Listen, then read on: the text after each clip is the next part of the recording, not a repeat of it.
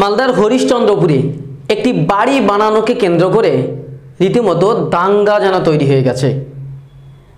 একজন মুসলিম ভাই অমুসলিম পাড়ায় তিনি ঘর বাঁধবেন, তার নিজের জায়গা নিজের কেদা, কিন্তু তাকে ঘর বাঁধতে দেওয়া হবে না। মুসলিম বলে অমুসলিম পাড়ায় ঘর বাঁধতে দেওয়া হবে না। এ নিয়েই রীতিমতো দুই পক্ষের সংঘর্ষ হয়, ঝামেলা হয়, বেশ কয়েকদিন হয়ে গেল। সেই ঘটনায় একজন মহিলাকে আরএসএসের কিছু কর্মী, আরএসএসের কিছু লোকজন গিয়ে একজন মহিলাকে স্তন কেটে দিয়েছে। অভিযুক্তদের গ্রেপ্তার করার জন্য যখন হরিশ্চন্দ্রপুর থানার পুলিশ গেলেন, সেই পুলিশের উপরেও রীতিমতো আঘাত করা হলো, পুলিশকেও মারধর করা হলো।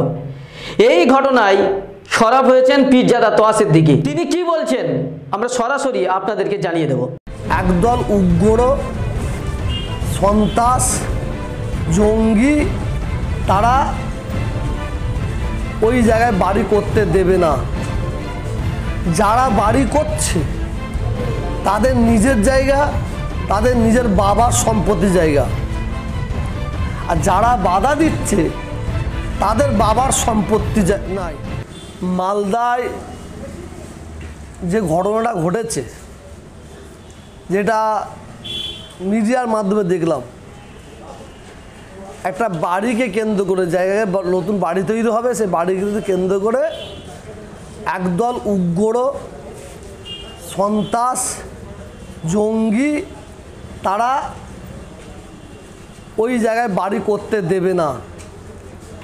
যারা বাড়ি করছে তাদের নিজের জায়গা, তাদের নিজের বাবার সম্পত্তি জায়গা, আর যারা বাধা দিচ্ছে তাদের বাবার সম্পত্তি নাই। এটাকে ইস্যু করে একটা মহিলা, সে মহিলা হিন্দু দেখবো না মুসলিম দেখবো না, একটা মহিলা দেখবো, সে আমার মা আমার বোন, তাকে মারধর তো করা হয়েছে, তার স্তন কেটে নেওয়া হয়েছে।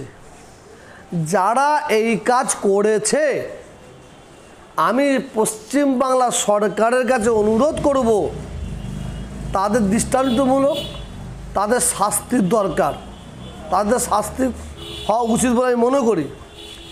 এবং যারা এই ধরনের কাজ করেছে, সেই আরএসএসের যারা এই ধরনের ঘটনা ঘটিয়েছে, আমি পশ্চিমবাংলার সরকারকে বলবো, ওই তাদের পরিবারকেও সিকিউরিটি দেওয়া দরকার। কারণ ওরা পরের একটা অন্য মেয়ের স্তন কেটেছে, আমার মনে হয় ওরা দুদিন পরে ওর মায়ের স্তন কাটবে, দুদিন পরে ওর বোনের স্তন কাটবে, ওরা দুদিন পরে রাস্তাঘাটায় মহিলাদের মধ্যে এই ধরনের কাজ করবে।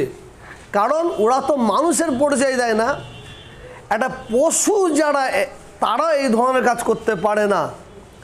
কিছু জায়গায় আমরা লক্ষ্য করে দেখছি, মুসলিম এলাকায় মুসলিমরা তাদের জায়গায় বাড়ি করবে, কিছু ব্যক্তি তারা নিজেদের রাজনীতির ফায়দা নেবার জন্য জোর জবরদস্তি করে ওই জায়গায় ঘর করতে দেবো না, যেন মনে হচ্ছে ওর বাবার সম্পত্তি।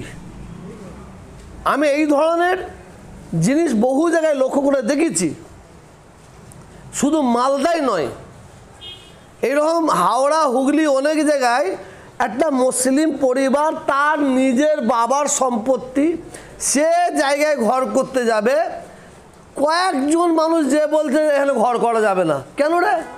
তোর বাবার সম্পত্তি, তুই ঘর করতে দিবি না। যদি কেউ বলে আমরা এখানে হিন্দুরা বসবাস করি, এখানে মুসলিমরা বসবাস করতে পারবে না, সেটা জানোয়ারের পরিচয় দিচ্ছে। একটা মুসলিম এলাকায় যদি একটা হিন্দু ভাই যদি সে জায়গা কিনে সে বাড়ি তৈরি করে, মুসলিমরা যদি বলে এখানে আমরা ঘর করতে দেবো না হিন্দু ধরে, সেও জানোয়ারের পরিচয় দিচ্ছে। এই ভেদাভেদটাই পশ্চিম বাংলায় চলবে না। আমার সম্পত্তি আমি বাড়ি করব না আমি ওখানে পুকুর করবো, সেটা আমার ব্যাপার। তোমার সম্পত্তি তুমি কি করো, তোমার ব্যাপার।